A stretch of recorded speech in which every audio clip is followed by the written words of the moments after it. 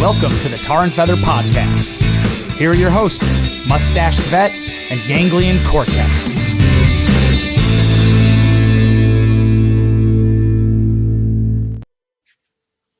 Oh, hey. Well, hey. This is Tar and Feather Podcast. I'm Mustache Vet. I am Ganglion Cortex. All right, let's go. This is How is it? episode 12. What? Episode 12. We're 12? Gonna talk about, No We're way. going to talk about growth today. Already? It is. The Well- first week of spring has already been completed.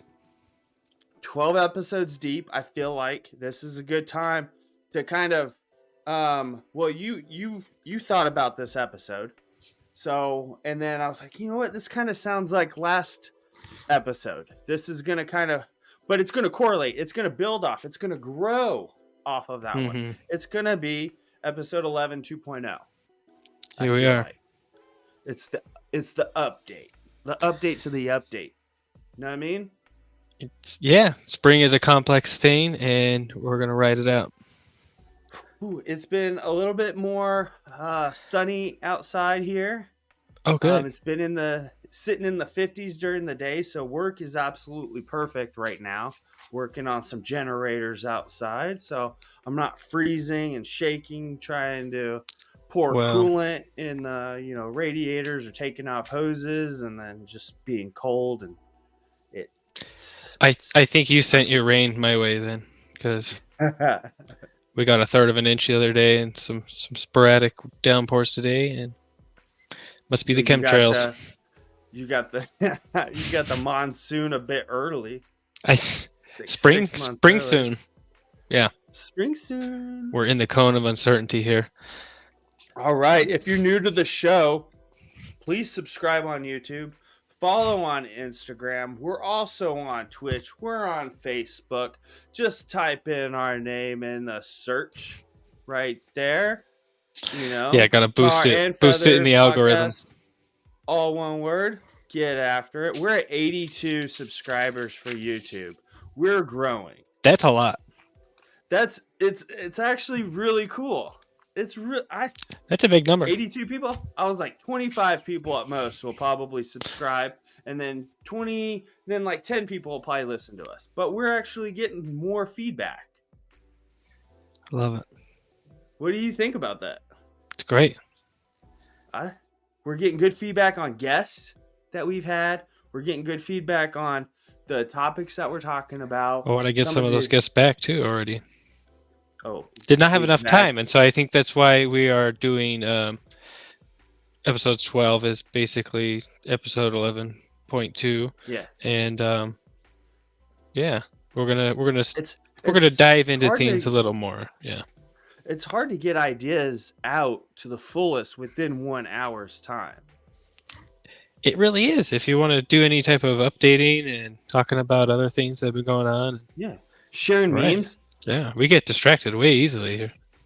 Yeah, we do. So Squirrel. I kind of wanted to talk about that too. We talked about this before the episode started, about kind of laying down the foundation a little bit more with you and me being host. This is our podcast. We're bringing guests on to kind of liven it up and get their perspective on certain things, see what they're doing with their lives outside of the military or wherever they're at in life. We will be having non-veteran guests in the future, but for right now we've been having veteran guests and seeing how they're growing outside of the military. Getting updates really. But now we're gonna kind of settle down to where it's gonna be us for a little bit. And then every 5th episode, we'll bring somebody on to just change the pace up a little bit. It'll give us some more time and preparation for our guests, I think. Yeah, I think that's a great idea. Be able to build out more about what we're talking about. Just like today, because it was too late. It was too close to the deadline, and I find out that it's the day, in 1945 that Iwo Jima was declared secured. So yeah, I thought that was pretty interesting. Did you upload that picture of Iwo Jima of them hoisting the flag? That is such a cool picture. Well, and so that happened in February. I think February 23rd or something. And so, yeah, and then I was reading more, and I found it was pretty interesting because I was reading more, and I was like, we'll have to talk about it sometime when I can get more collected on it. The flag. So they hoisted the flag up a month before it was completely secured. Yeah, and see, that's what I'm saying. There's more beyond that. So, yeah, there's more beyond that. Crazy. Is that there was holdouts on the island up until 1945 that were in the bushes and hidden from them. So wasn't there? Yeah, it was everywhere. Japanese soldier that was hiding in the jungle for like 30 years. Yes. Or is that Vietnam? Well, it's both. I think is the thing. Yeah. Like the guy didn't leave his post because nobody, relieved him of his duty. So he just stayed out. Right. So the general on Iwo Jima, it's up for debate. The United States military or the Navy, I think, has declared that he committed suicide. Others say he was killed in artillery shells, and others say he died another way. I don't know. Oh, gotcha. Suicide, I think. So there's 3 possible ways to the bitter end. Yikes! Yeah, war is crazy. War will make. Well, yeah, not to get everyone off track, but they killed 20,000 Japanese, and they're like, oh, the radar facilities on this island couldn't transmit it back to the mainland, so we didn't actually need it. Right. But you didn't know at the time. You had no idea. Or did they? I don't know. Wow. Yeah. I mean, there was another instance where the Marines took over an island, and then they actually thought they got overran. Or I have to do my research on that one, but they actually secured the island, and then they didn't get any reinforcements because every headquarters or wherever they were getting their information from, the main Navy and Marine Corps, they thought that it had been overran. Like, no way 300 Marines defended that island. So, and that happened a lot more often than I think most people realize.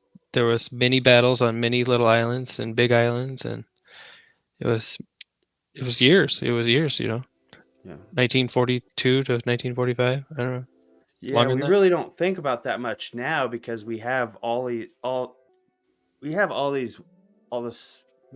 so many ways of contacting each other. But when it comes to war, everything's got to be fairly secure. I mean, back then you were doing Morse code, or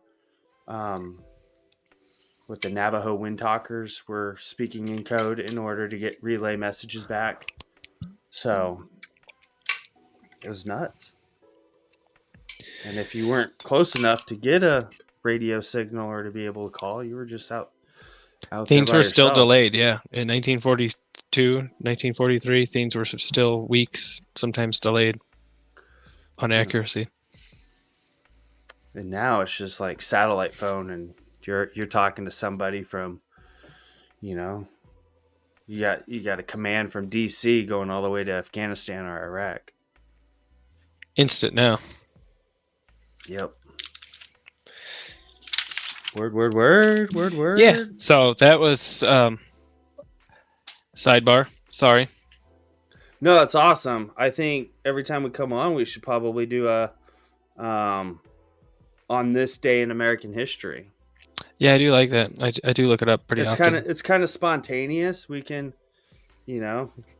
come up with it on the fly because we either do these on Monday nights, Tuesday nights, or Thursday nights. We're trying to keep it every other week, and so I think we're doing a pretty good job. And but it's not quite set just because of family stuff and activities. Yeah. So. And I also don't want it just to become like a reactionary fest. Want it to be interesting and intelligent and fun. Yeah. That's what we'll do. At the beginning of the day. Boom. on this day? There was some other things. I didn't write them down though, so there wasn't a lot going on. Oh, gotcha. I checked a couple different websites, and Iwo Jima was definitely the most important. Yeah, for this day. Yeah. That was pretty awesome. Good win for the home team. What else we got?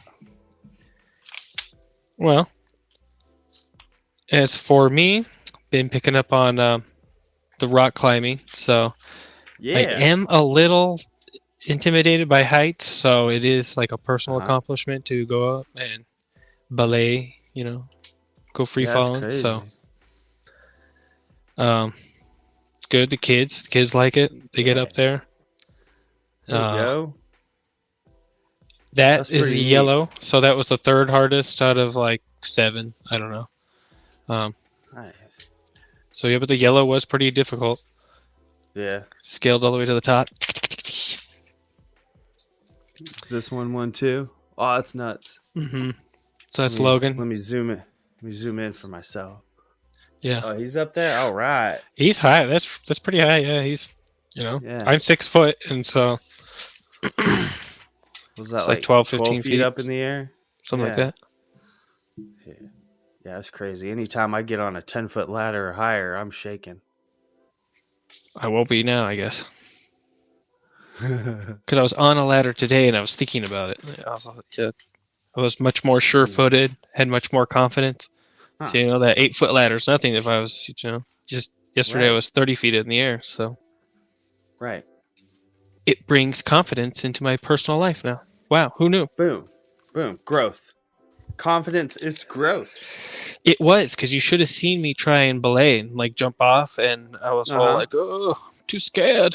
But I had to, the family was there. I had to do it. You had to man up. You had to be the alpha. Had to jump off, yeah. And then I also had to carry one of the kids down one-handed. So that was pretty interesting. Yeah. There's like this. There's a free climb area where there is no ropes, and then he, was at the top and couldn't get down. Yeah. Oh no! So, poor dude. Do the old one arm down a ladder. It was pretty good. But what do we do? Like a monkey?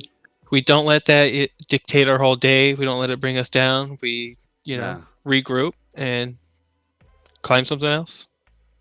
Get another win. So yeah. Yeah, get after it. Good. Didn't ruin our day. Good. Just don't go back up because you're gonna get stuck. Dad's gonna have to come back up and get you. Yeah, it's not too big of a deal. Right. I mean, you live and learn. Yeah, Dad comes to rescue. Climb up fast enough. You get to be the cool dad to just fly up there like Spider-Man, and then like, hey, let's go. Tough competition at the rock climbing gym. Oh, I bet. There's a lot of spiders there, yeah. Julia and I go on a few trails around this area, and there's some really cool rock climbing spots. And I'm just looking at these people all the way up there. I used to do it as a kid when I lived in Germany, and there was this rock that we used to climb back in just on the edge of the base. And so it had like 3 different levels. It was called Frog Rock, so it kind of looked like a frog sitting or like sitting. So one side was pretty like 45 degrees, so it was real easy. You just pretty much walk up it. And then a couple of one side had a crack in it, so you could go up the crack, and the other one was a little bit more straight up, and you had to actually grip pretty good. So, rock climbing as a kid was pretty fun. I think I got pretty good at it, but I don't think I've done it since. Mm-hmm. Yeah. I got to lose some weight before I start doing that again. And that's where I get in trouble too, because it's about your legs, not your arms. Mm-hmm. So yeah, sometimes I'll be like really gripped on. You don't want to pull yourself up. No. Yeah, you don't want to pull yourself up. You got to push yourself up, and then use your arms. Well, and then be able to rest up there too with your legs and just kind of sit in the spot, and then continue. If you're just constantly using your leg or using your arms, these are a lot weaker than your legs. Outdoor climbing is a lot different too. Like you're saying, Yeah. it's more dynamic. Like how much can you curl? Like what's the heaviest weight that you can pick up and curl? Oh, one hand? Yeah. One time? Probably 70. 70, right? Yeah, pretty easy, yeah. How many pounds can you squat? Not a lot. 250 or something. 300 maybe at most. All right. So that's almost four times the amount. Oh, yeah, that's true. So rock climbing, you're using your legs, you're using 4 times less energy by using your legs than you are your arms. Yeah, I saw some videos too. Like, well, yeah, just like with your legs when you pinch and stuff, and you can stand there, and these people are over, I don't know, 1,000-foot crevasses and stuff. No, thank you. I won't get to that point. Yeah. Do the free solo climb up without a rope? See, I don't even like watching it. It makes my palms all sweaty. It makes me like get the butterflies, not the butterflies in my stomach, but I don't know what it is, a little queasy. When you see somebody with their GoPro and they're looking over the ledge of a building. Yeah, like, I see. I kind of do like watching that though. I watched this one guy. I wish I knew the channel. Yeah, he's all the way up in this tower, and he's all like, "Oh, I'm getting zapped by this thing." And I was doing some research into it. It's some type of crazy antenna or dissipator or something. Right. Does something with static electricity for the building, and he's like next to it, and it's all like. Oh wow! And he's like inside the antennas at the very top. Oh, it wasn't for like a thunder strike, a lightning strike. No, it was just like an antenna on the building, just had static electricity coming off of it or something. I don't know. That's weird. Some weird tall building things. Yeah. Yeah, they definitely do have some weird things. Yeah, got to keep them standing, right? Yeah, got to keep them separated from hitting one another. I don't know, but rock climbing's pretty fun. I haven't done it as a kid, but I like watching it. I like watching people do it. I think it's pretty amazing. Yeah, I'm more comfortable being the anchor. You definitely have to be a certain kind of fit. Like muscles aren't gonna help you. No, you gotta have being agile. You gotta have stamina and be cool too. You know, you can't get stressed out easily. Right. Yeah, you got to be able to. Well, I felt like you're really challenging yourself. Rock climbing, sometimes in order to go forward or go up, you had to go down and then go a different way. So sometimes you got to take a step back in order to go forward. Mm-hmm. So I've had to do that a couple times too. So it's kind of like if you're stuck, that's not the only way. You don't have to jump 4 feet in the air to try and grab something. You can just go back down a couple feet and then go up a different way or find a different crack. It may take a little longer, but you're probably not going to fall off. Right. Yeah. Yeah, fall off or I did try that actually at the gym. Yeah. Jump and grab, but you know, these little 3 fingertips don't really grab. I don't think so. Makes my back hurt kind of thinking about it. Not yet. You gotta train the crazy monkey. You gotta train the crazy monkey. Scott, I have a confession to make actually about that. What's up? You sent me those lifting straps, and I have never used them once. Oh, it's okay. Because I'm going for grip strength. You gotta develop the crazy monkey. When I first started, my forearms would hurt so long and so much, day after day, and now there's so much definition on them. It's great. That's awesome. So yeah, I was doing 265 today at the gym, 10 sets, no straps, deadlifting, and then I just stood and paused at the top, and there was so much grip strength still that I could probably have gone further. That's awesome, dude. So. Well, it helps me because I do a lot of pull-ups, so that's my mindset. Right. Can't use my straps for pull-ups. I mean, people do, and with success. I do. I guess. Yeah. Right. Yeah, I use them. I'm too slow to be able. I looked up videos and stuff, and I could never figure it out. So I just gave up.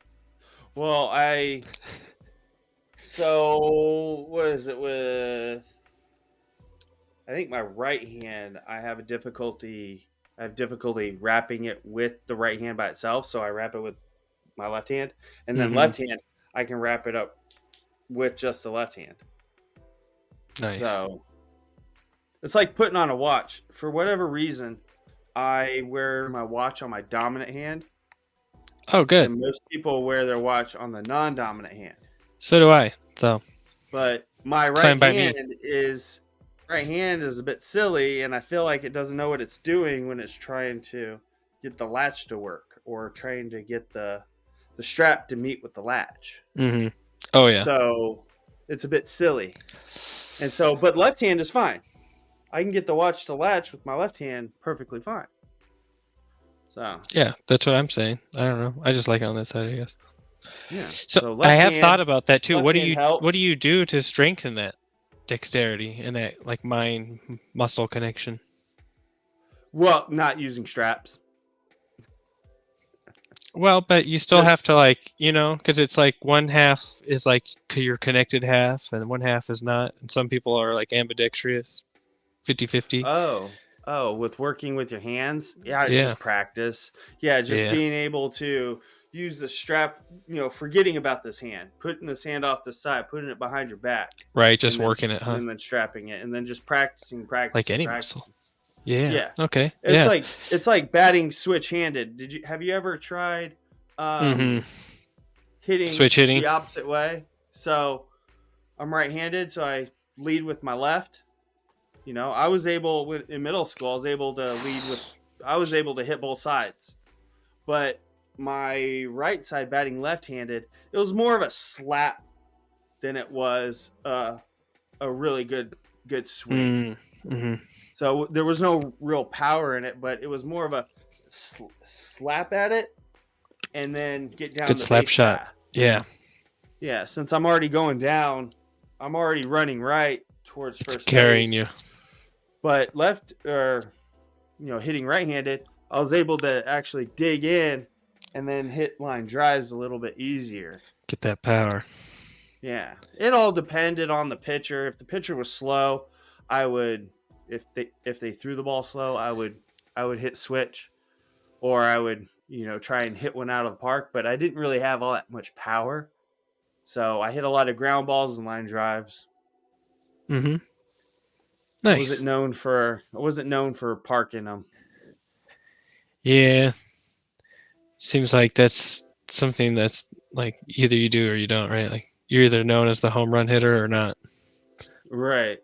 I mean, you can develop it over time with proper coaching, but this was middle school, and I had, dads that probably stopped playing baseball in high school, or not high school, but middle school as well. So it was like you're getting coached by somebody that knows just as much as you do, or just maybe a little bit more, just from watching baseball.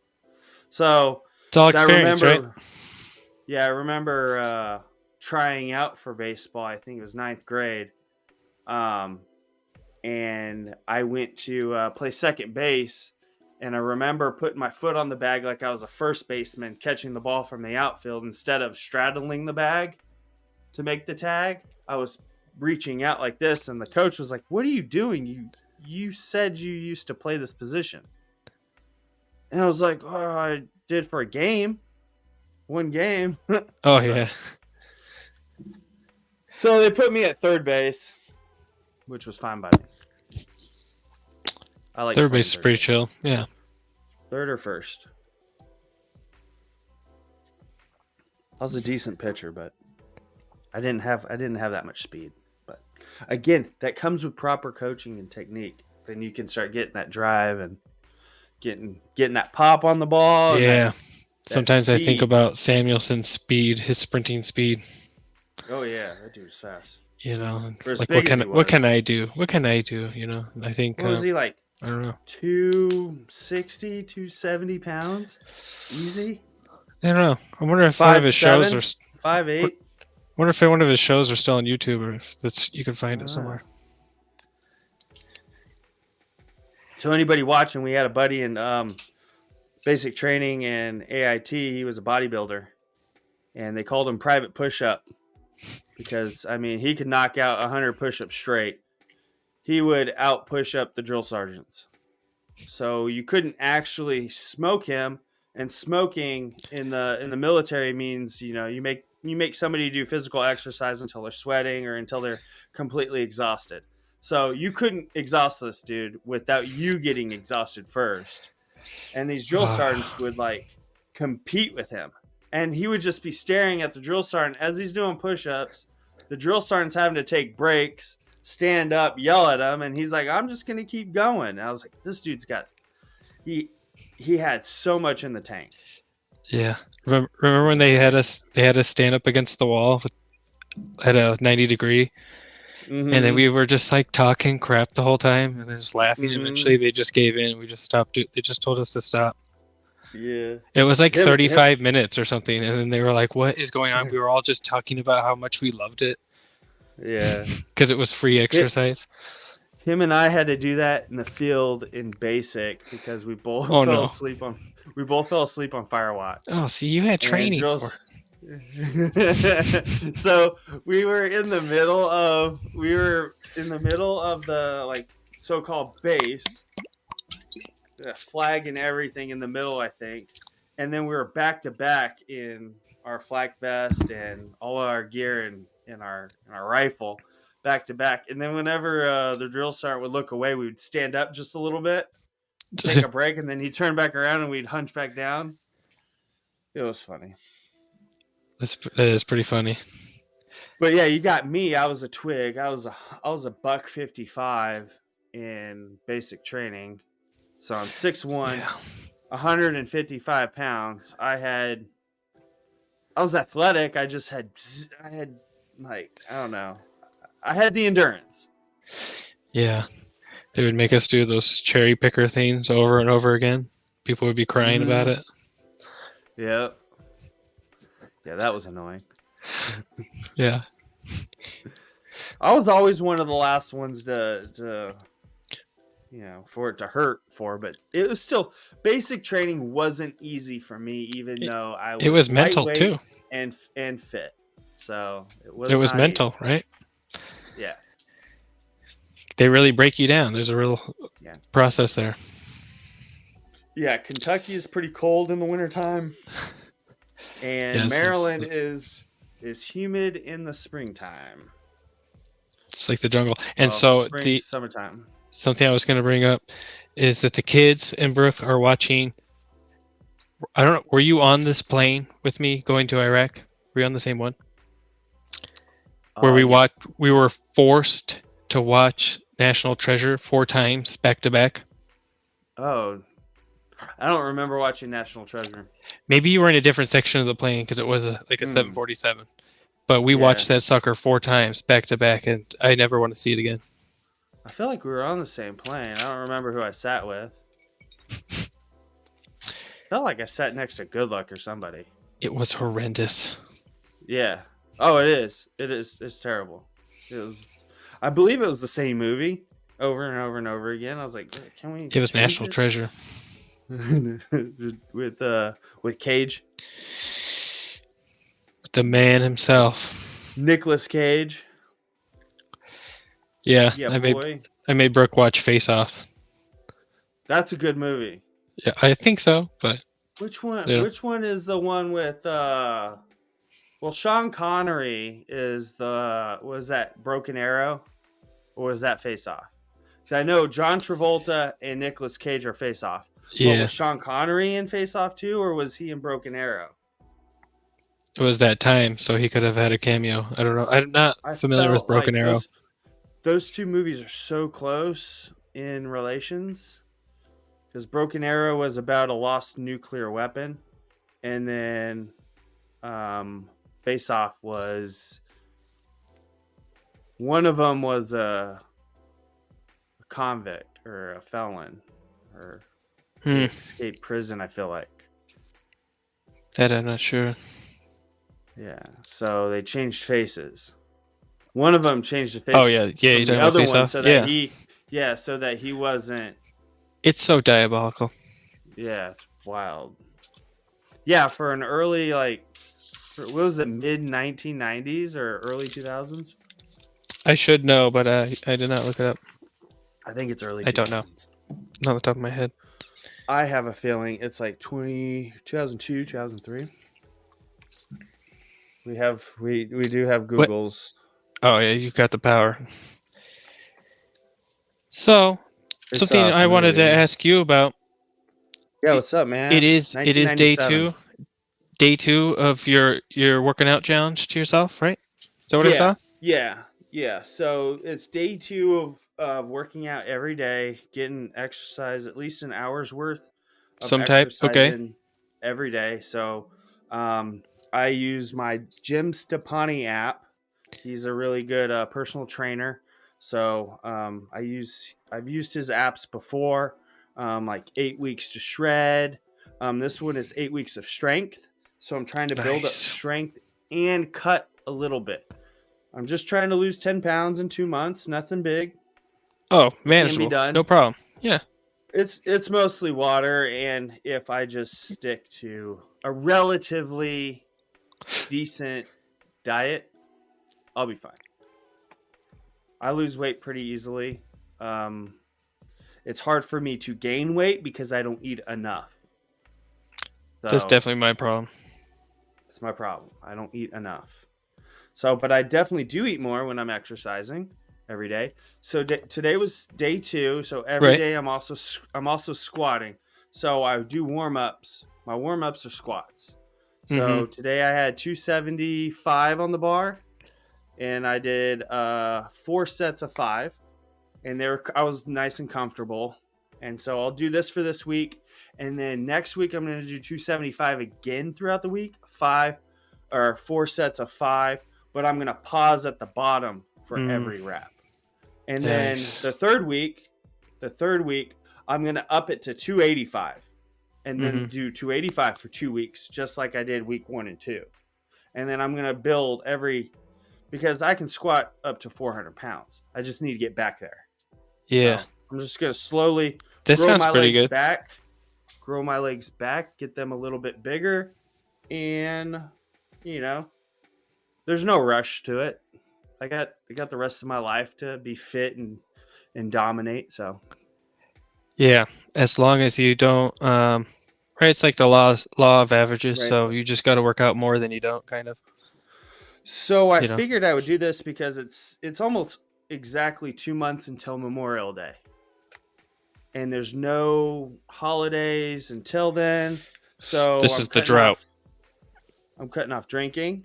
Yep, no more drinking, no beer or whiskey or anything until Memorial Day weekend. And the reason why that is, my dad's coming into town that weekend, with my stepmom. So they're gonna come and see the baby. And my buddy Corey in Baltimore, he's getting married. So and I'm one of his groomsmen. So I want to look nice and fit, in my trimmed in my up suit. Yeah. In the outfit that we have picked out. Well, I think that's a great goal. Yeah, definitely a great goal, personal goal. It's something that should inspire some other people. It's inspired me somewhat with the running, which I have not done yet, Scott. We have not communicated on that. No, we haven't.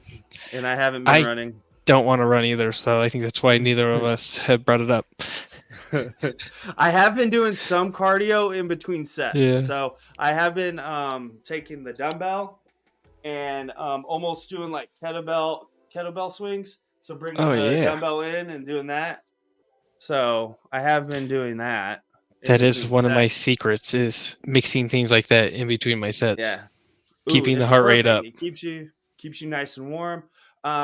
It puts you in that fat burn heart rate spot. If you can try and stay within like 130 to 140 on your heart rate, if you're in your 30s, you can burn fat and work out at the same time rather than depleting your muscles.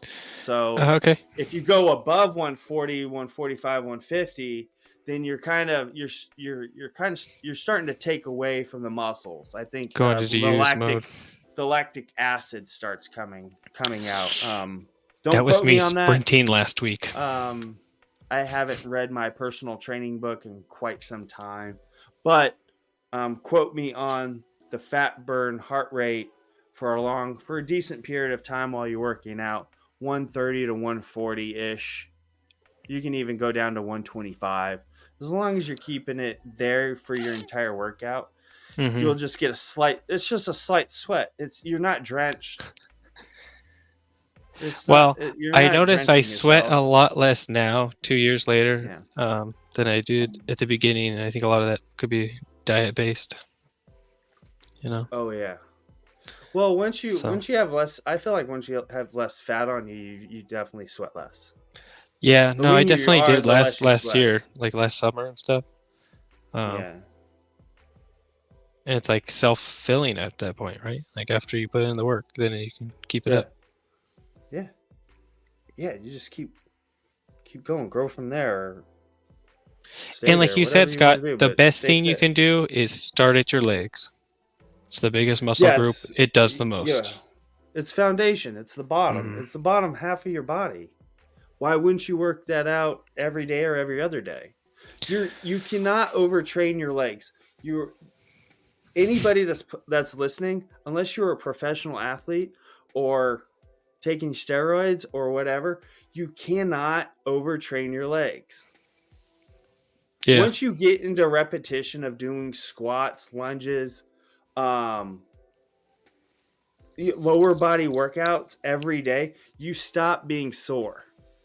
You get to a point to where your butt's not sore anymore and your legs aren't sore anymore. And you start growing. And guess what?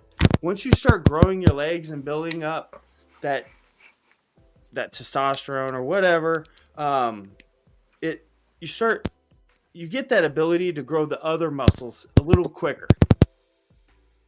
It starts, your metabolism starts improving. There's so much, the benefits are endless from doing squats, lunges, anything lower body based. So, that's a fact. That's a fact because my friend Dr. Green told me that. Yeah. He's lived it. He lived it. He used to bodybuild all the time, and that's one of the. His last name's Green, and so I know that's the whole part of it. Is that it's once I took his advice and I took your advice and started working out the legs, then you do a tricep workout and it's like way bigger than ever before. Yeah, it's way easier. Also, you don't have to keep Yeah, I feel like you build a better pain threshold too once you get past that the second week. It takes 2 weeks to get past the soreness on your legs. It does take 2 weeks if you're. It could take longer too sometimes, I guess. Yeah. But start off small. Start off with 50 lunges in a day. 25, right? 25 lunges on one leg, 25 lunges with another for that day, and do that for a week, and then up it to 100 lunges for the next week, and then do squats too. And you don't even have to do that much. You could do the bar for like 12 to 15 that's what I was reps. doing 3 years ago before I got a gym membership. Was I was using some sand weights in my backyard. Yeah. I'm deadlifting 65 pounds, but I'm doing it every single day. I'm doing it at least 10 times every single day. Yeah. And that's what started it. Is like, oh, now I need more. Like now it's nothing, But we got to move. We're built to move. We are creatures that need to move. Growth. You got to keep moving forward, or else you get past. And that's the way life is. That's the way technology is. That's the way everything is right now. People get sedentary right now because they're not forced to survive. Right? You're forced to survive by going to work and doing what needs to be done monetarily, financially. But you really got to start. People have got to start realizing that they got to take care of their bodies. The obese rate in this country is insane right now. It's like over 50% of the population is obese. I think you're right. Now, what they define obese is kind of whack. It is, because I was actually told this week or last week that I was obese. Yeah. Yeah, my doctor told me that I'm 6'1", 240 pounds. He told me that I was obese. And I said, I can see my upper two abs. I'm not going to pull up my shirt right now to prove it. But just trust me. He's got abs. I can see these two up here. Now, I do have a bit of a belly, but I can see these two up here just from doing squats off of a formula. So much. Just from doing squats so much, I keep these two abs. It's wild that I keep these two, but well, it's not wild. It's just that's the importance of doing a squat is that it's full body. Yeah. But I was telling him, I was like, I'm 240 pounds. I have some fat on me.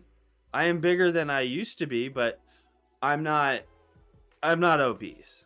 I don't know. I don't know what they call people bigger than you. And exactly. Yeah. What's the next level after obese? Morbid. Yeah. And then what's that? 265 pounds? Yikes. I mean, I don't know. But that's the reality of it. If, so they pretty much BMI is taking the average person that doesn't work out on a regular basis, a person that just walks on this earth, they're taking that 6'1" male, 240. So they're almost going, well, he's got to be 40% body fat. That's obese, right? Just give me the pincer. 20%. Give me the pincer on the calf.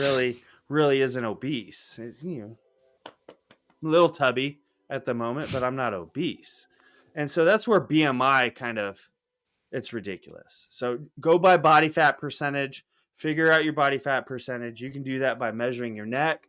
For women, it's waist, hips, and neck to figure out your fat percentage.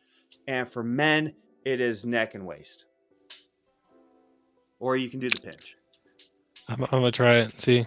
But the neck and waist for men is you're gonna get as close as you can. I have an unconventional neck. I can't shop at normal stores. Right. Everything stops. Everything stops at 18. No, I'm 19 and a half, son. Yeah. Oh, it gets difficult finding button-up shirts. It's got to get around these traps. My suspenders don't stay up. My pillows, yeah. My suspenders don't stay up. And that's one thing I don't actually do enough of. Shoulder shrugs and stuff. Oh, do upright rows. Upright rows and farmer's carries are much better for you. Oh, I was doing those the other day. Oh, and face pulls. Face pulls are terrific too. So face pulls, upright rows, and farmer's carries if you want to build the traps. Also deadlifts. I always do deadlifts almost every day. But deadlifts pretty much do everything. So if you want to get big and nasty, squats and deadlifts. I gotta up the squat game. I'm gonna go back to 30 days of squat at some point. 30 days! Mine's every day, son. And see, that's the thing. These next 60 days, it's gonna be nonstop squats. And then so it's basically a focus on squatting with, my main muscle group is gonna be an accessory workout. I'm gonna try and it's 30 minutes of squatting and then 30 minutes of chest, arms, or shoulders, or back, or core. On prepare to be jacked. That's all I know. Yeah. So tomorrow is an off day because I have bowling after work. That's your sport. Yep. So I gotta make it quick. I gotta make the workout quick. So it will be squats and probably core tomorrow. So I'll probably just squat in the hole. Squat as low as I can and sit there for a good while and then go up and do that multiple times with just like 135 or something. I did some warm ups today like that. 135's pause. It's pretty good. nice. Just sitting in the hole, just being able to squat, like put almost putting your butt on the ground, like being like in almost relaxing, catcher's but not. position. Mm-hmm. Oh, it's so awesome. I love it. Once you get comfortable with that position, then squats are so easy and they're fun. I try and incorporate that a lot, often. Yeah. Once you develop a routine with it, people walk out of the gym after doing legs and they look like baby giraffes or baby deer. They're falling down. Well, like I told Dr. Green, tripping on the curb.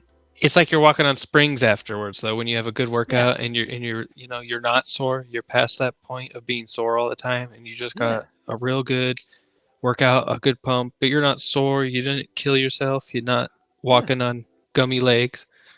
Well, that's what happens when you work legs every day or every other day.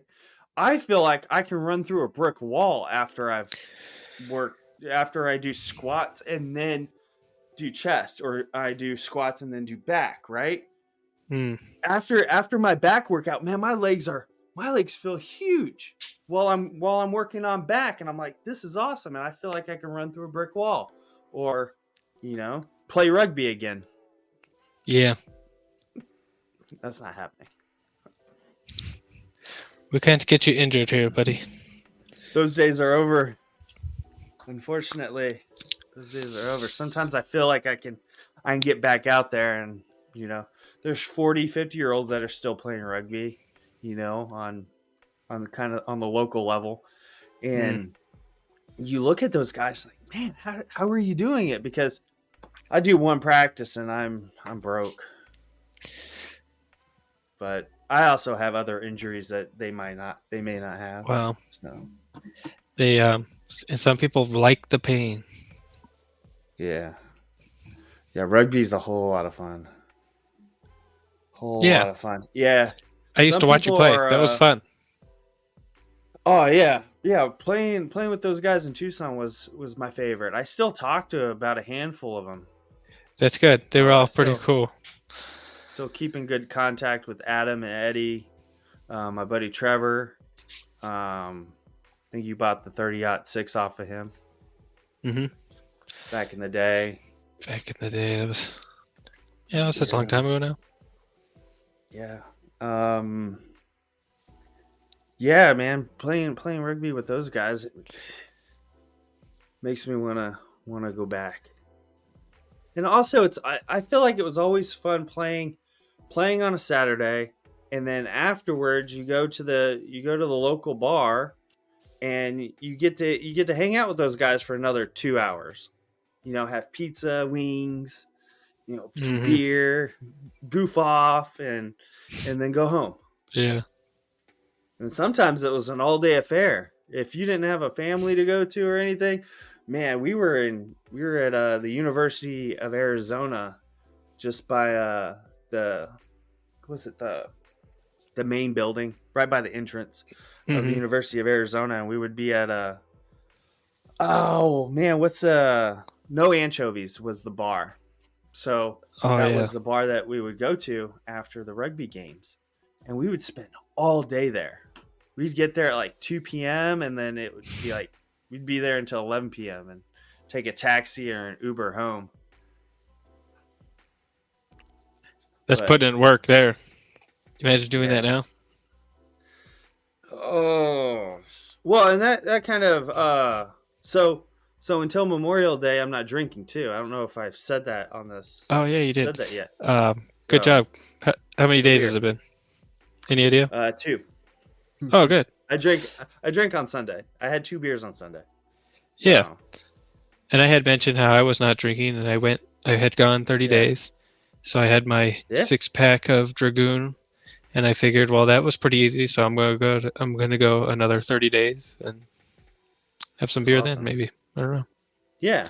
But it was crazy because I was drinking a lot, and I think it was really killing my progress in the gym, It was really holding me back from a lot of things, really. Oh, yeah, definitely. It's just adding calories So Wasteful you're calories. drinking calories. Calories. You can drink calories in a lot faster than you can eat them. And also, you're not drinking water while you're drinking, Yeah. Well, I do, right? but So, but not as much as you would be. See, you got water right now. If you had a beer right now, you'd be drinking the beer, and then you would drink your water later before you go to bed. I But have a right now, very you're I have a drinking very water. scientific method to prevent against hangovers and ailments. Oh, let's hear it. So it consists of just being an alcoholic and drinking all the time. Don't do that. Don't do that. No, you don't want to do that. The guy drank for 30 days, and he all showed us what happens, and it's not good, right? Cirrhosis. Yeah, there's a lot of problems. But part of that is, like you said, hydration, and so it's never going to bed without drinking a giant glass of water. Yeah. Right. Don't go to bed thirsty. And what helped me too losing weight actually was drinking a glass of water before my meals. Now, there's been studies that say that's actually bad for you, I think, but this was like 10 years ago. It worked for me. I lost a lot of weight real fast. It made me more full, it made me feel more full than I was. And also, just drinking more water speeds up your metabolism. Yeah. Being hydrated speeds up your metabolism. So I drink so much water when I eat. It's like I could never eat without a liquid. I don't know. Right. I used to always have a sweet tea, and then I switched to water, and everything was a lot better. Yeah. So my big thing with progress and growing now is getting more sleep throughout the week, because I am terrible at getting 7 to 8 hours sleep on weekdays. And that is critical. Normally I get 4 to 5 hours, and that's terrible. Okay, we're definitely going to bump you up.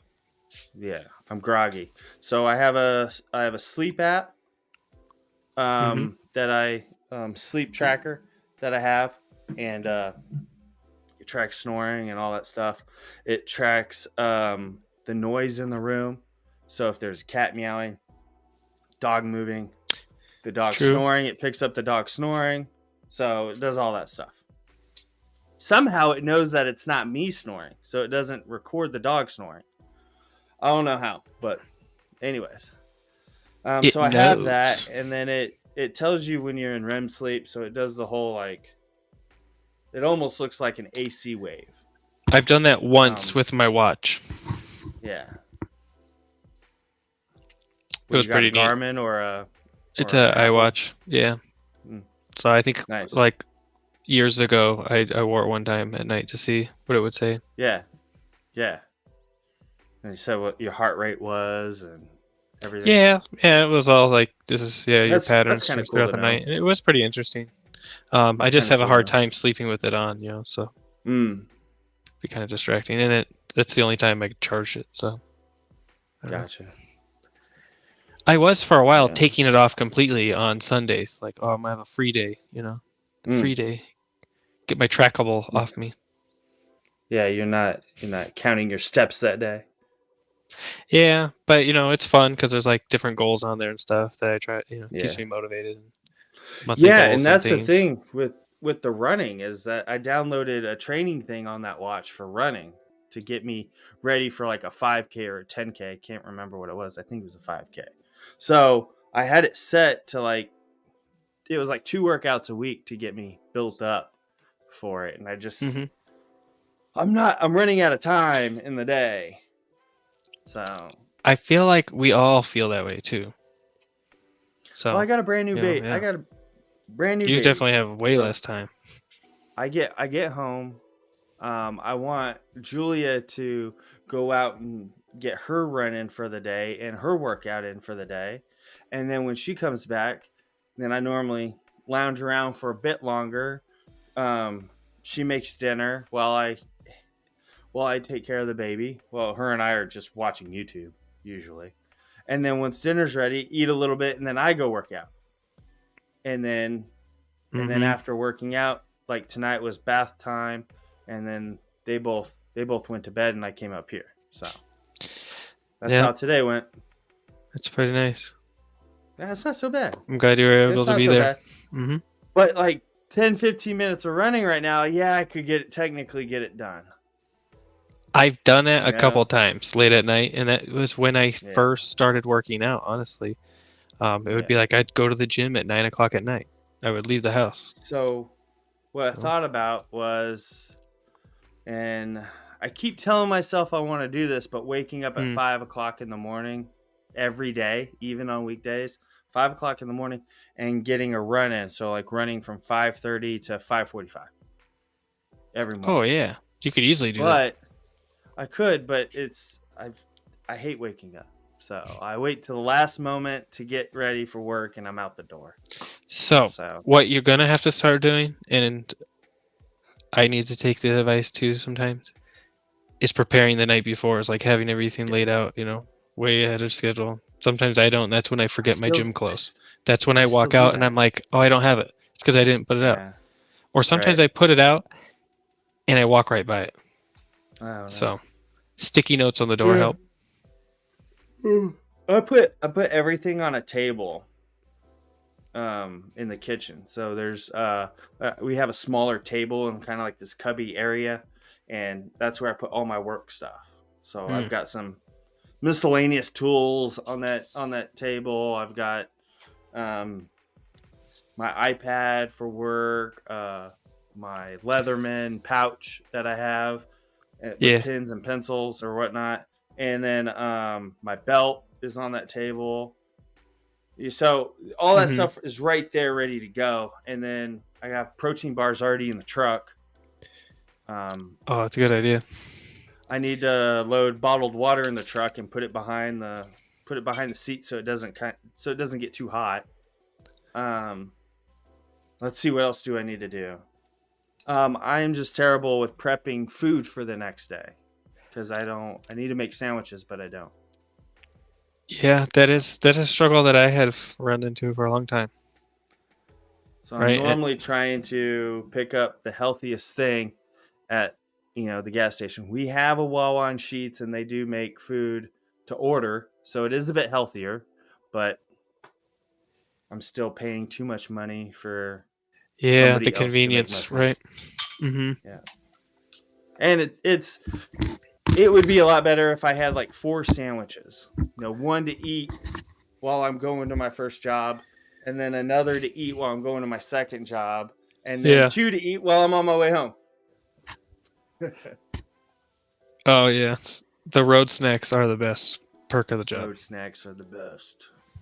Yeah, that's why I have protein bars and Nutri-Grain bars and all that stuff in the truck, in the passenger seat, just sitting there. So, got my snacks on deck. Snack attack. I just can't eat anything too heavy because I feel like being on the road, you're sitting for an hour and a half.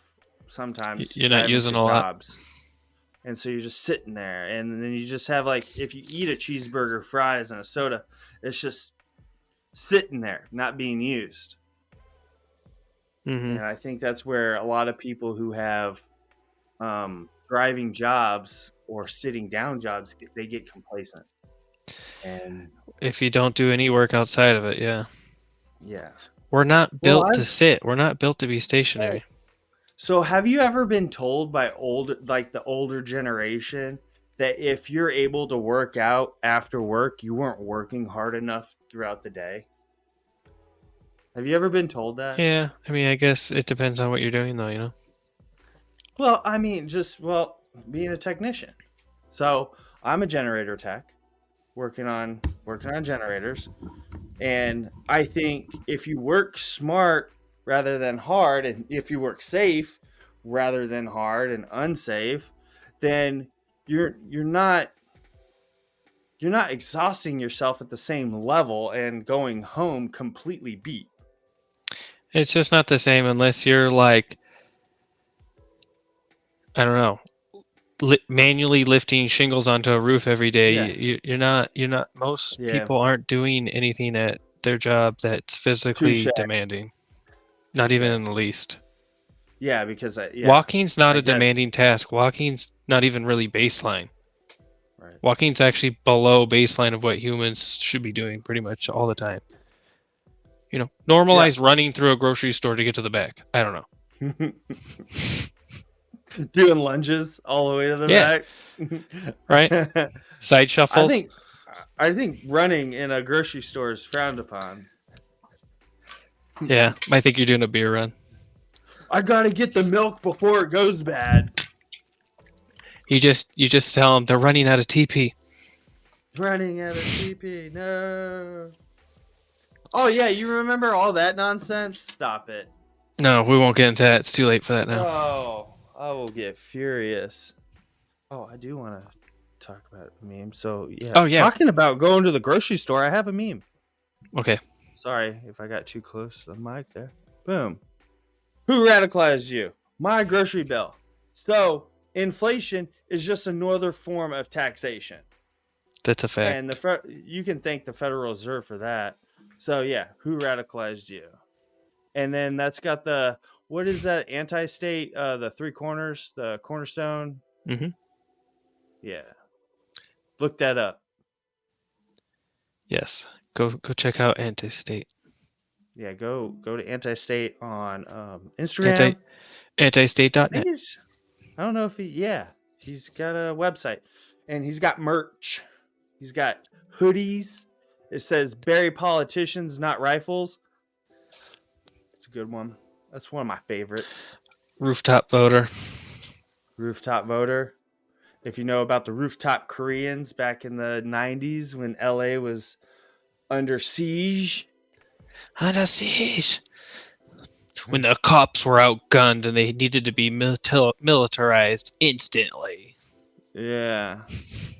And then actually, I guess that was Northwest. You and your friends always post about the WEF, the NWO, the satanic freaks, and the oligarchy. Oh no, we're got on this a banner. mission from God. Yeah, we're on a mission from God. And it's got the Blues Brothers. Old John Belushi, R.I.P. in peace to that dude. He was funny. He was so funny. But yeah, like if you don't know the WEF, the NWO, they're all the New World Order. They're all in cahoots to keep us under lock and key. That's why they don't want you at your greatest potential. That's apparent. No. And that's another thing. That's what inflation is doing. It's keeping everybody below. So it is middle class is no longer middle class. If you make $100,000 combined in a household, which I think is a lot of money combined in a household, like $50,000 used to be able to buy you a single home house back in the 80s. If you made $50,000 a year, that was a lot of money back in the 80s. And now $100,000 is nothing. It's because we're renting money from a private bank. Right. So we're at interest, and the bank's making money off the interest, and the bank's private. So I don't know. It's like so annoying.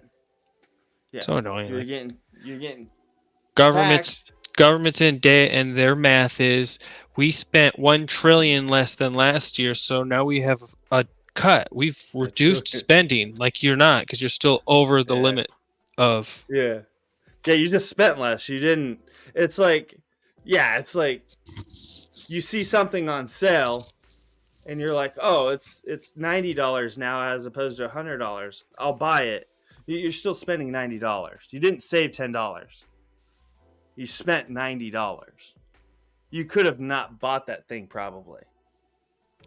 And then save. I don't know. It's such a quagmire because, like, where did all this money go? Like, where is this $35 trillion that the government's in debt for? Where is it? Right. Yeah. That's the only question I'll ask, I guess. Does another country own that debt? Or is it the Federal Reserve that owns that debt? That should have that 35 trillion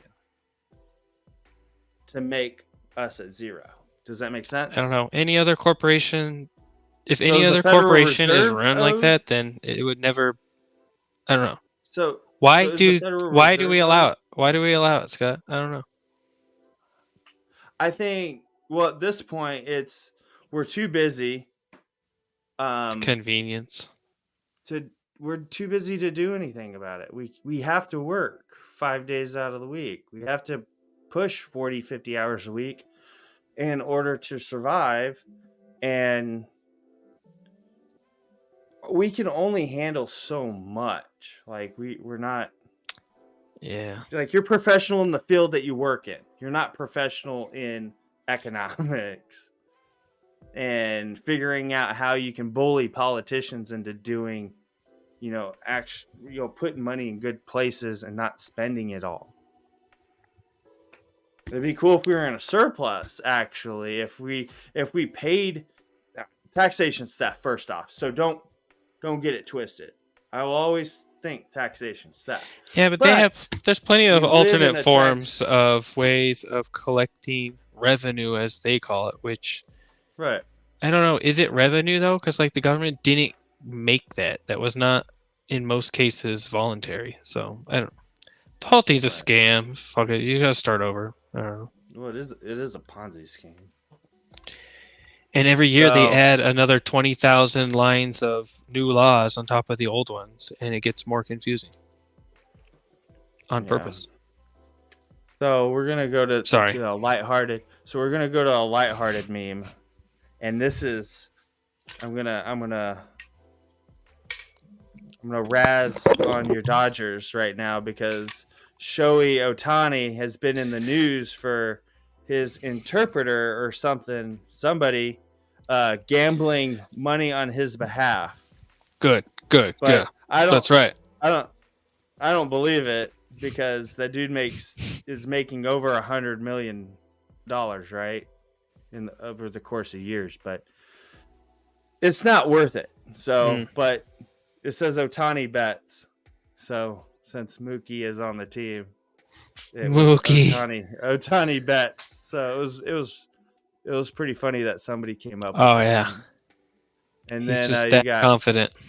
And then you got Pete Rose, one interpreter short of being in the Hall of Fame.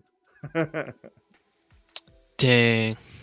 So the thing was that they were throwing the interpreter under the bus.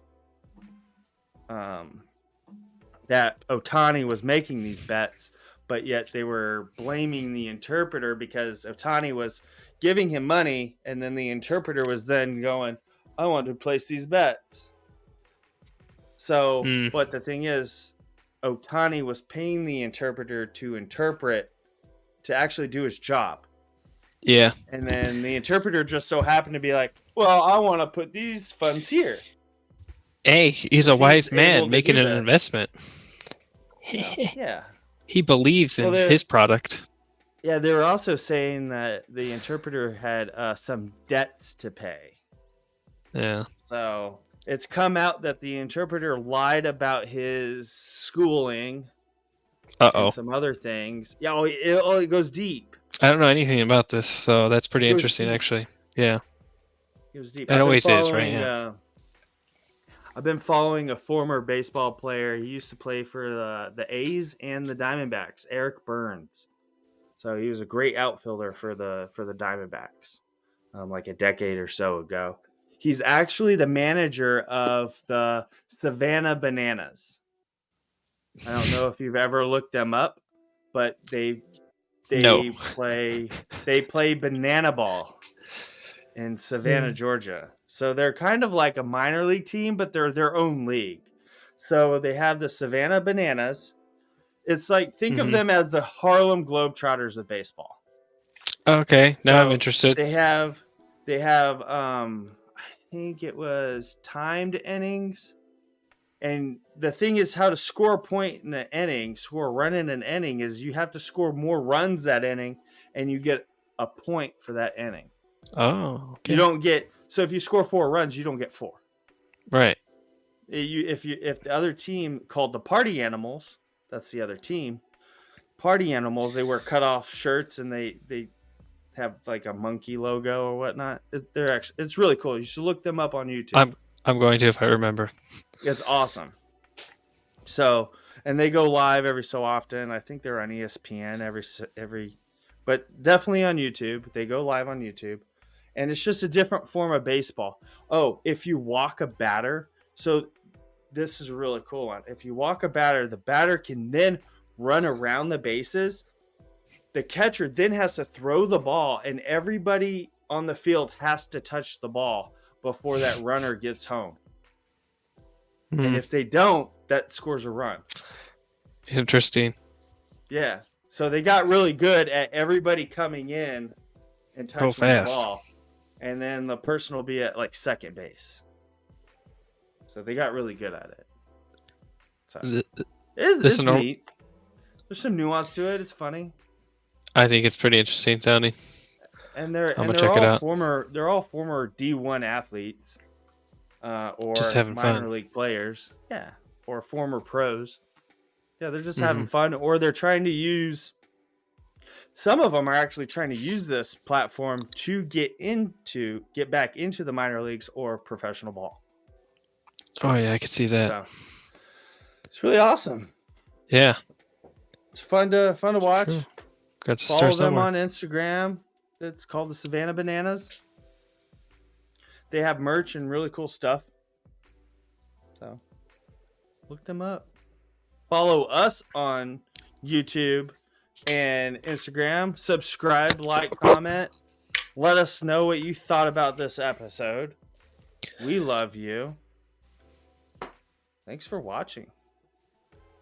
Do you have anything else that we want to discuss, or is that it? Did you have a couple more pictures? Actually, I have a video we can close out with. Oh yeah, let's go. But there is a language warning, so pause your ears if you don't want to hear anything. Yeah. We're live, trying to see if Corey can reenact it.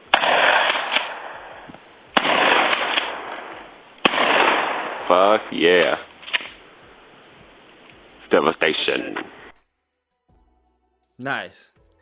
Yeah, I don't know what I'm shooting shoddy. at. Probably some bottles or something. Was that buck, or did you shoot bird shot? Buckshot. Man, so that was probably buckshot, and because that was the same time Ryan had also gotten like these jungle loads, these loads with wires and stuff, and like, we got dragon's breath. We had all kinds of specialty rounds. It was pretty nuts. Oh, interesting. I go skeet shooting with Julia's dad every so often, so it's pretty fun. That was like 14 years ago. I'll get that video up. Yeah, I know you look. Ammo was much cheaper. This video wasn't in high def, 4K, 1080p. In your face. 5. It was on the analog screen. Yeah, it was filmed with the potato. Yeah, it was found in the archive, and so we were up camping somewhere in Ventura there. Yeah, I'll bring Freedom up the Land video next week of we went to the cabin last year. So Julia's dad and his buddies from his work buddies, they go up to the cabin north of Harrisburg, up near Penn State, and during January, the coldest part of the year, and they hunker down for the weekend. And Julia's dad likes to go to Union Rifle Range, Union Rifle something or other, gun club, and go out there and shoot skeet. It's pretty fun. I'm pretty good at it. Skeet shooting's great. Yeah, it's so fun.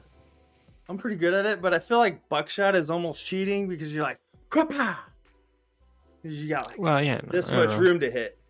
It depends how far away it is, I guess. Yeah, but I don't know, 20, maybe 30. You mean birdshot away? Yeah. Yeah, birdshot. Yeah. Oh yeah, I'm not shooting slugs at. That's the whole point of it, though, right? Like just the beauty of it. Definitely miss. Spray and pray. Pa, pa, pa. Well, I mean, when you're shooting a bird out of the air, you're not hitting it with buckshot. You destroy the whole bird. If you're lucky to hit it at all, Yeah. Yeah. If you're lucky to hit it at all, you got to be pretty good to hit it with buckshot. Slugs on the other way. Now you're talking. Well, that's what I'm saying. That's what slugs and buckshot is. Just boom, you're just gonna Yeah. decapitate the bird. You hit it with birdshot, it falls, and you still got good meat. Yeah. And you're gonna want lead-free birdshot. Lead free. Keep that out of your meat. Don't be eating lead. Don't put lead in your meat. In your food. In your food. Don't put in the food. All right. Yep. Subscribe, like, comment. Let us know how the Please episode let us know. went. We love you. I am getting goodie bags ready. I got the poly mailers. I got a label maker. I just got to figure out how to get the labels made and paid so I can ship them. So I will be contacting somebody on how to ship stuff for cheap. Bye-bye. Directly. We'll see you next time. See you later. Bye.